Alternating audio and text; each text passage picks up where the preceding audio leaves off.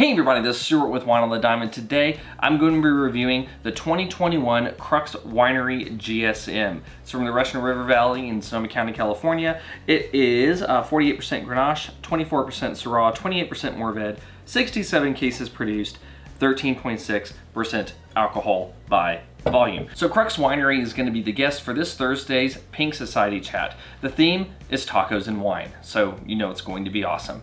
Stop by at 8 p.m. Central. All you need to do is go by Twitter, search for hashtag Pink Society, and well, then you'll find all the chat. If you do participate, make sure you include that hashtag so your voice is seen with everyone else's. So let's take a look at this wine.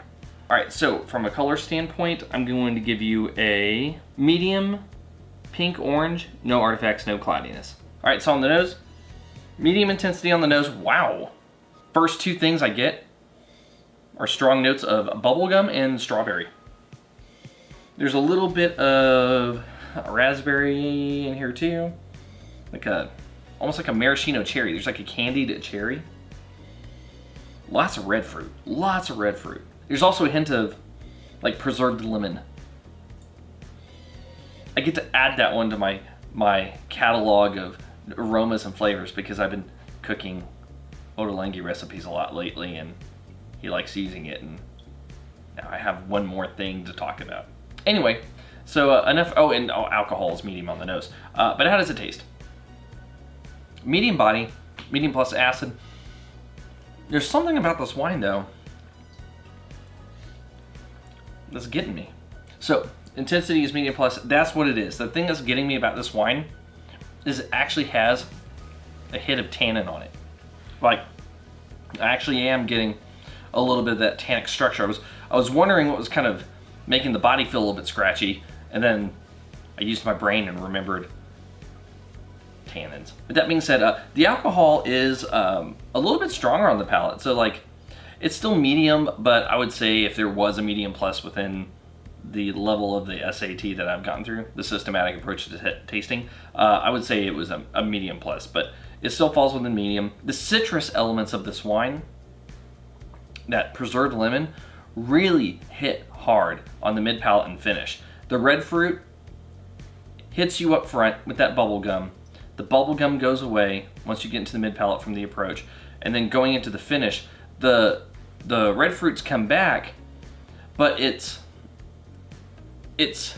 not at the same level as the citrus, and they lose that sweet element that they go into more of like a tart fruit.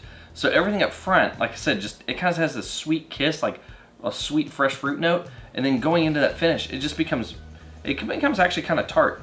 And there's also, now that I'm kind of letting it open up a little bit more, there is also a hint of like a peach blossom in there as well.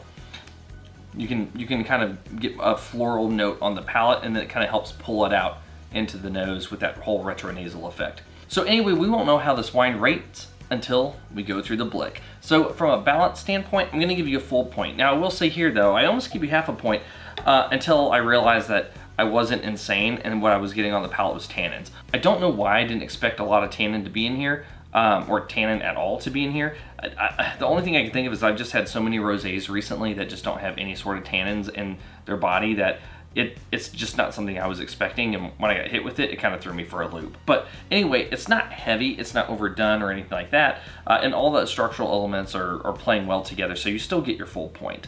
Length, medium finish, half a point. So in terms of intensity, medium-ish on the palate and medium on the nose. The reason I say ish is because there's a little bit of a differentiation based upon what you're looking for. So the red fruits are solidly medium. That preserved lemon, medium plus, and the floral element, that kind of peach blossom, that falls more into like the medium minus. But overall, everything kind of comes together on the palate around medium, so I'll give you half a point. And in terms of complexity, for the most part, it took me a long time before I got that blossom note. So it was just some red fruits and a little bit of preserved lemon. Let me think about this. One eternity later. All right, so I had to skip ahead because it took me a long time to think about this. So long that I've been doing this to the wine for about 5 minutes. On that note, the blossom has come out more. So I'm gonna go ahead and give you half a point. In the end, this is a good wine. So here's the deal with this wine. Because it needs to breathe to open up those aromatics a little bit, and because it probably wouldn't hurt to also soften the tannic effect that's within the body, it might not hurt to really just kind of let this sit out for a bit, decant it a little bit, or actually run it through a light aeration. So if you are going to be opening that and enjoying this bottle, then it doesn't hurt for you to probably treat it just a little bit, because a little bit will probably go a long way in actually bumping up some of those elements that you're going to experience, especially within the nose and on the palate. Anyway, this has been Stuart with Wine on the Dime. If you liked today's video, please like, subscribe, and comment. Have you had the 2021 Crux Winery GSM? I'd be interested to know if you have. And don't forget, join us this Thursday at 8 p.m. Central, hashtag Pink Society on Twitter. I hope to see you there, and I hope to see you all again for another wine review from Wine on the Dime.